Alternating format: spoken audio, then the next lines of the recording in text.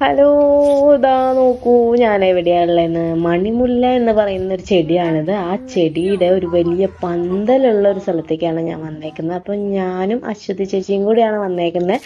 അപ്പോൾ ഞങ്ങൾക്ക് പരിചയമുള്ള പ്രീമ ടീച്ചറുടെയും അനിമേഷേട്ടൻ്റെയും കൊടകരയിലെ വീട്ടിലുള്ള ഒരുക്കിയിട്ടുള്ള ഒരു വലിയ പൂവിൻ്റെ പന്തലാണ് നിങ്ങൾക്ക് കാണിക്കാനായിട്ട് ഞങ്ങളിന്ന് വന്നേക്കുന്നത്.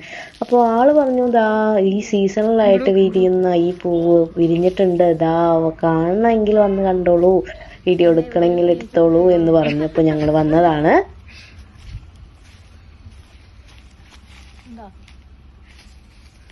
അപ്പോ സ്ഥലത്തിന്റെ പേരെന്താ? മണിമുല്ല. മണിമുല്ല സ്ഥലത്തിന്റെ പേര്. നമ്മുടെ മനക്കുളങ്ങരയിലുള്ള പ്രീമ ടീച്ചറുടെ വീട്ടിലേക്ക് വന്നു കഴിഞ്ഞാൽ നമുക്ക് ഇത് കാണാൻ ആൾക്കാരൊക്കെ വരും. വരികയാണെങ്കിൽ ഒരാഴ്ചക്കുള്ളിൽ വരണം, കാരണം ഇത് അങ്ങനെ പൊഴിഞ്ഞു പോകും. അതിന്റെ ഉള്ളിൽ തന്നെ കണ്ടോ വേറെ ഡിസൈനുള്ള പൂക്കളുണ്ട്. ഇത് റെഡ് കളർ പൂക്കളാണ് വരിക കേട്ടോ. അതെനിക്ക് എങ്ങനെ അറിയാം? ഊട്ടിയിൽ കണ്ടിട്ടില്ലേ? ഊട്ടി പൂ. അതെ, ഊട്ടിലൊക്കെ തൂക്കിട്ടാണ് അതിന്റെ ഉണ്ട്. അപ്പൊ ഒരാഴ്ചക്കുള്ളിൽ നിങ്ങൾക്ക് ഇത് വന്നാ ഈ ഇത് കാണാം.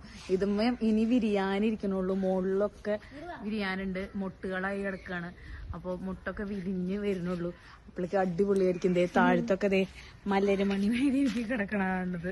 അപ്പൊ ഇനി അത് കൊഴിഞ്ഞ് തുടങ്ങിയാൽ ഇവിടെ താഴത്തൊക്കെ അടിപൊളി രസമായിരിക്കും, നല്ല രസമായിരിക്കും. ഇവളിത് ഇപ്പൊ തല്ലി കൊഴിക്കുമെന്നാണ് എനിക്ക് തോന്നുന്നത്.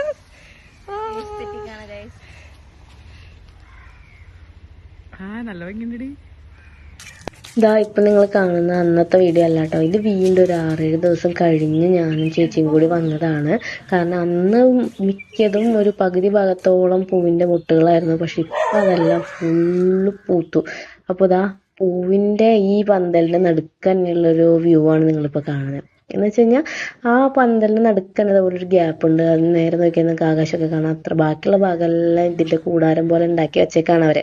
അപ്പോൾ ഇതാ നോക്കൂ, ഇത്ര ഭംഗിയുള്ള ഒരു സ്ഥലത്ത് നമുക്ക് വേണമെങ്കിൽ ഒരു ടേബിളൊക്കെ സെറ്റ് ചെയ്ത് ഈവനിങ് സ്നാക്സ് ഒക്കെ കഴിക്കാൻ പറ്റിയ സ്ഥലമാണ്. അപ്പോൾ ഹിരണ്യ വന്നിട്ടുണ്ടായിരുന്നു കേട്ടോ ഞങ്ങളുടെ കൂടെ. ഞങ്ങളിപ്പം ആദ്യത്തെ ദിവസം വന്നതിന്റെ കാഴ്ചകളുടെ വിശേഷങ്ങളെല്ലാം ഞങ്ങൾ പങ്കുവെച്ചപ്പോൾ ആൾക്ക് അതൊരു കൗതുകമായി. അപ്പൊ ആളെ വിളിച്ചപ്പോൾ ആൾക്ക് നേരിട്ട് കണ്ടപ്പോഴാണ് ഇത് ഇത്രയും വലിയൊരു സംഭവമാണെന്ന് മനസ്സിലായത്. കാരണം ആള് ഇത്ര ഭംഗി ഉണ്ടാവും എന്ന് കരുതിയിട്ടുണ്ടാവില്ല എന്ന് പറഞ്ഞു ആള്.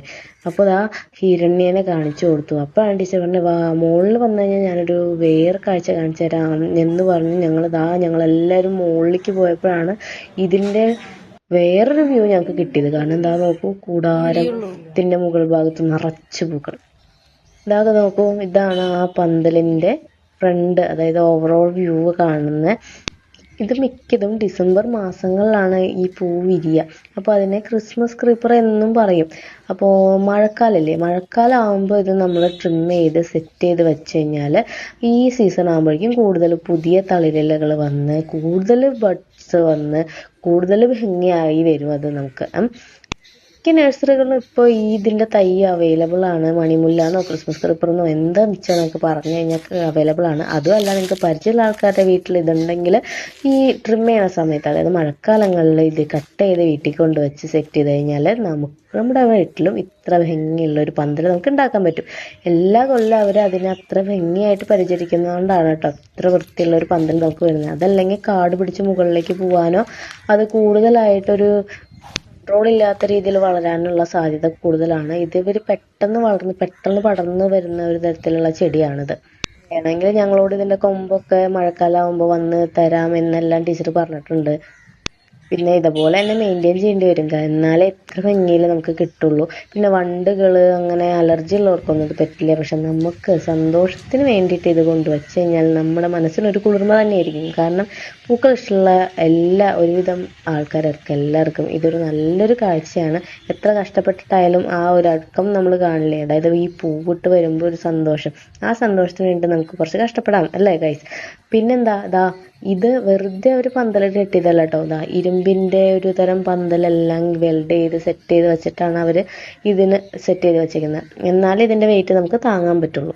അപ്പൊ എങ്ങനെയുണ്ട് ഇന്നത്തെ മണിമുല്ല വ്യൂസ്?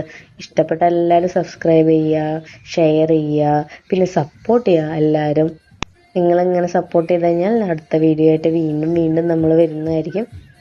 അപ്പം ഇന്നത്തെ ഈ മണിമുല്ല വിശേഷങ്ങൾ ഞാൻ ഇത്രയും പറഞ്ഞ് നിർത്താണ് കേട്ടോ. അപ്പോൾ ഇനിയും നിങ്ങൾക്ക് മണിമുല്ല വിശേഷങ്ങൾ കാണണമെങ്കിൽ ഇടയ്ക്കിടയ്ക്ക് നമ്മുടെ വീഡിയോ വീണ്ടും വീണ്ടും ഒന്ന് കണ്ടൊക്കെ നോക്കാം ഗൈസ്. ഉണ്ടോ, ചെടിക്ക് അധികം വളങ്ങളോ ഒന്നും വേണ്ട, എന്നാലും ഫ്ലവറിങ് ബൂസ്റ്റർ അങ്ങനത്തെ കുറച്ച് മരുന്നുകളൊക്കെ ഇട്ട് കഴിഞ്ഞാൽ വീണ്ടും നല്ല പൂക്കളൊക്കെ ഉണ്ടാകും ഗൈസ്. അപ്പോൾ നിങ്ങൾക്ക് എല്ലാവർക്കും ഇതിഷ്ടമായില്ലേ? അപ്പോൾ ഇന്നത്തേക്ക് ഈ വീഡിയോ ഉള്ളൂ കേട്ടോ. അപ്പോൾ ഞാൻ പോവാണ്. ഇനി അടുത്ത വീഡിയോ വരും വരെ എല്ലാവർക്കും നമസ്കാരം. അപ്പോൾ ഒരു നല്ല ദിവസം നേർന്നുകൊണ്ട് എല്ലാവർക്കും ബൈ.